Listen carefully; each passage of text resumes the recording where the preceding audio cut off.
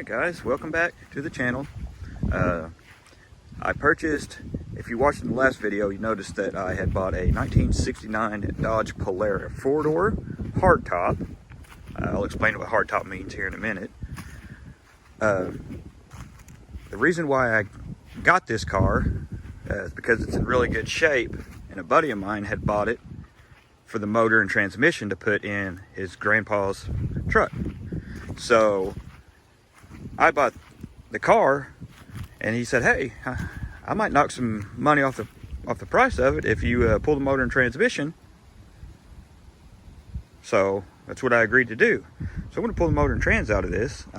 Just so you guys know, I know there's a few people that aren't real happy about it because it's probably a numbers matching car. I'm not 100% sure, but I didn't have a choice to buy it with the motor.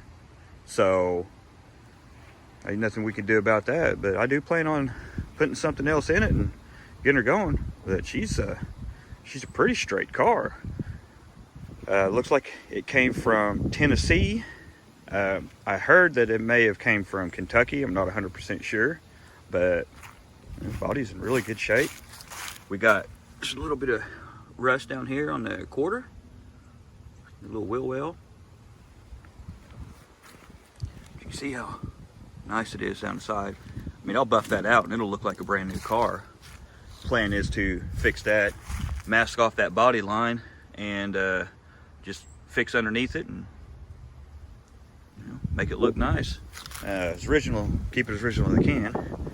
Had a vinyl top on it, and it looks like they took the vinyl top off before it could get too bad. There's a few little spots here and there, little rust spots, but that can all be fixed. It's not completely rotted out like most of them I've seen in the past. We got where the seam was. So this is what I mean by hardtop. You have a hardtop, and a lot of people call them post cars. There's a bunch of different ways to explain it, but basically what a hardtop is when you roll the windows down, the post disappears. So this is all open. In a post car, the post is connected to the door, and there is a surround here. So I'll show you what I mean.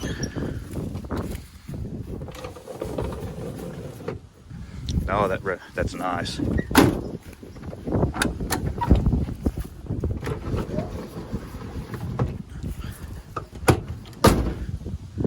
And that's what I'm talking about.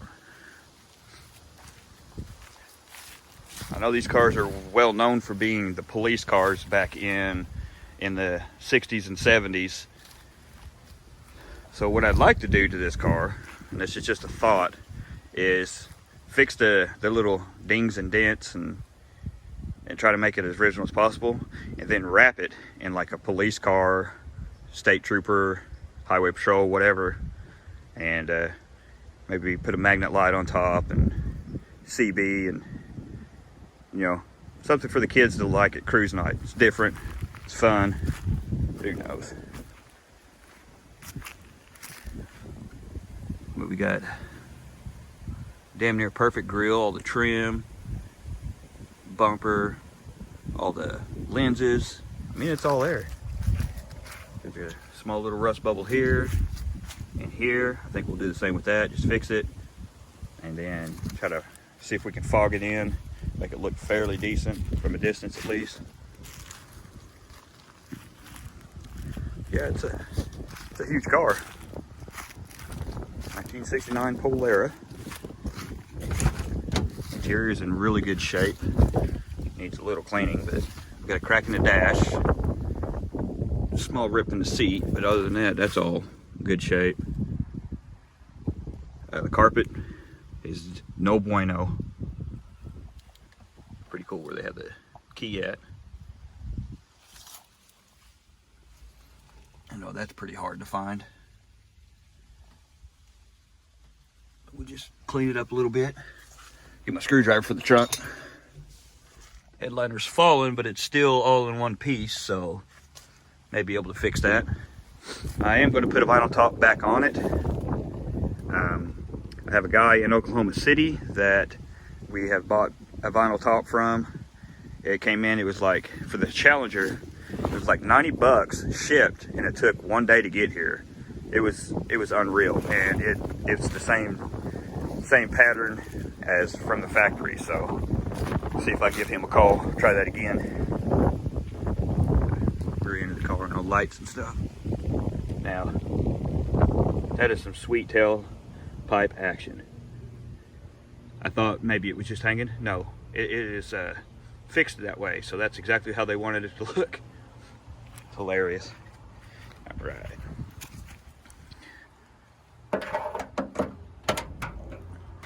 Right open. Look how deep that trunk is. It is unreal.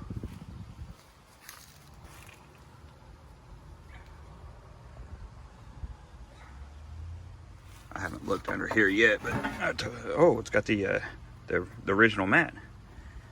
I was told it was in really good shape. I believe it because the rest of the car is. So let's pop the hood on this thing.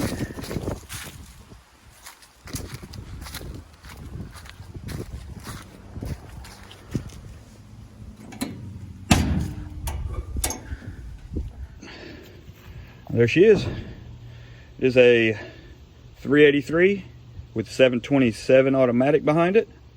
The car was running and driving. I bought this car from a friend of mine, and he had got it running, drove it I don't know how many miles with the family in it, and just to make sure the motor was good before we pulled it out. And then he went to start it the other day, and when he bought the car, it had this MSD 6AL box, and apparently one of the wires, I believe it was the ground wire, came out of it, and he was pumping it full of fuel, couldn't get it started. Then when you put the ground wire back in and it started, it backfired, and when it backfired, hurt the carburetor. So probably busted up the power valves and blew out, you know, whatever in there. So he drained the radiator before we brought it over. So what we plan on doing is putting a carburetor on it and hooking the MSD back up correctly, putting a battery in it, put the hoses back on the radiator, put some antifreeze or water in it, get it started, drive it around the block, make sure everything runs nice and neat, and then we are going to pull the engine, and then I'll start doing what I need to do to make it really nice. So stay tuned. All right, well, I'm out here making a list of all the things that I think we need to get this thing started today. I noticed that there was a 4-barrel on this, and I didn't really pay attention when, when I looked at it. I figured most of them came out with 2 barrels, so maybe someone swapped over 4-barrel intake on there. But no, it's a 2-barrel intake with an adapter, so that's pretty cool. Hopefully we'll have the right gaskets to take care of that. And I also noticed that it is a power drum brake car, so now I'm really curious to see how it stops. Got a couple other Mopars, and they're all different, so it's all pretty cool. So probably just need some fluid, as in coolant, battery. Do a little bit of research on this MSD. I've got a couple other MSD boxes laying around, so see what we got to do on that. Oh, looks like I got a text message. My help is on his way, so that's going to be good. Well, let's start gathering parts. So help finally showed up. There's Johnny. He's going to work with us today. And I was right. It is a 4-barrel. This is a pretty neat little setup. I haven't seen one like this before. I've seen like the Mr. Gasket style. But we got the 4-barrel adapter to the 2-barrel intake. The way that the fuel line is set up and what I have available here is I've got an Edelbrock carburetor. I know that's not the most popular ones, but whatever. We're going to pull it off my 79 Z28 and put it on here and see what happens. All right, should be loose. Pull her off. You get your hands dirty. something else hooked to it. What else? Oh yeah. All right. Well, need a top post battery. So we're gonna take the one out of the Cordoba. So we've robbed from the Camaro and the Cordoba to see if we can make the Polara run. The story of my life. I think you guys that do any kind of mechanic work, have multiple cars, will understand the struggle. Now this is just temporary. We put coolant in there, but we're just gonna run it for a couple days and then we're gonna pull the motor. So calm down, everybody. Run down the checklist. We got water in the radiator. Got the MSD hooked back up. We got a sweet Quadrajet. No, it's not a Quadrajet. It's Edelbrock Carter style. It would have been on a Mopar. We've got fuel line, battery. And yes, I'm very well aware that there is no cap on the carburetor, so we'll figure that out next.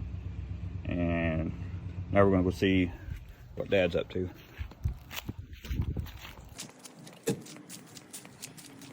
What are you doing over here? What are you doing over here?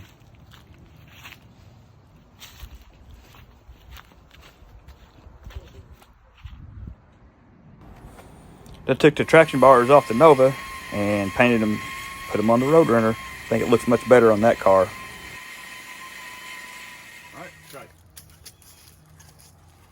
Stand back.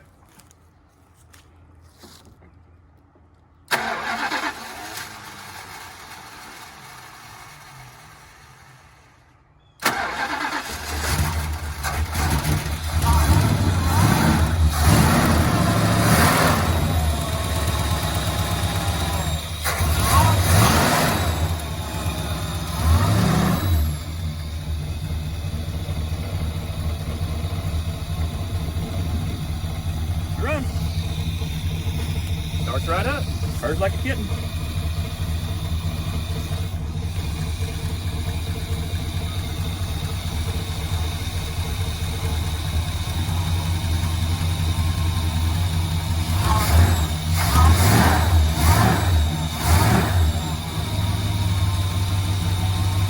Simple. All right, let's take her for a ride around the block, see how she drives.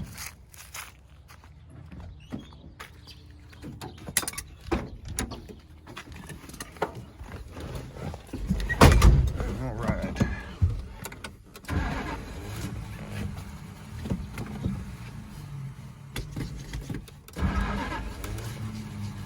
You can do it. Put your back into it.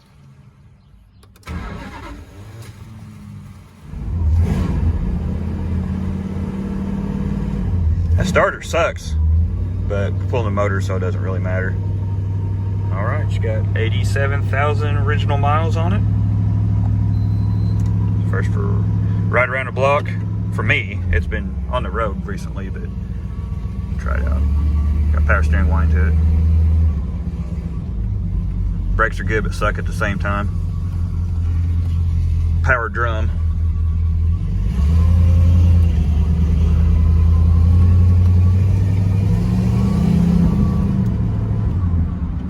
I just have the passing gear open just a little bit with the zip tie. I'm not gonna do a whole lot of driving with it, so shit's all right though.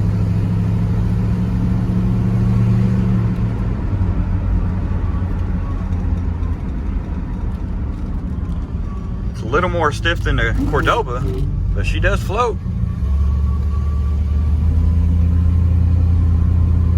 You gonna own this car one day? I'm gonna buy it from you. No, you're not gonna buy it.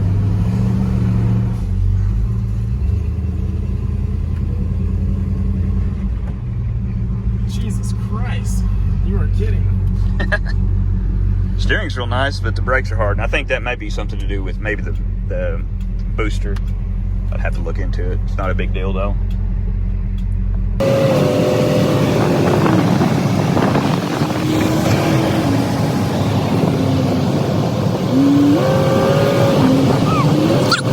Mopar big block. That's got to go. Oh. Well, we will eventually. risers. Yeah, I think the thermostat had to open up. That's what it was.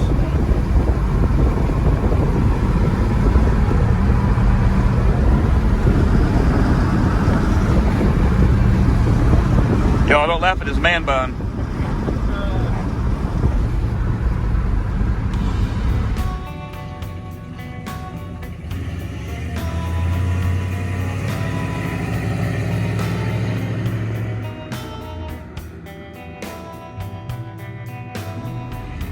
All right, thanks for joining everybody, and we will see you next week.